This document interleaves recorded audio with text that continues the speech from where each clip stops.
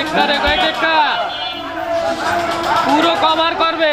আমরা যদি পিছনে পড়ে যাই বাইর করে দিতে পারবে সামনে, হ্যাঁ তাহলে পুরোটা নেবে। তুমি তাহলে দেলা থাকো, আমাকে সাথে থাকো। পুরো নেন, পুরো অসুবিধা নেই, আমি জামিন যাচ্ছি, জামিন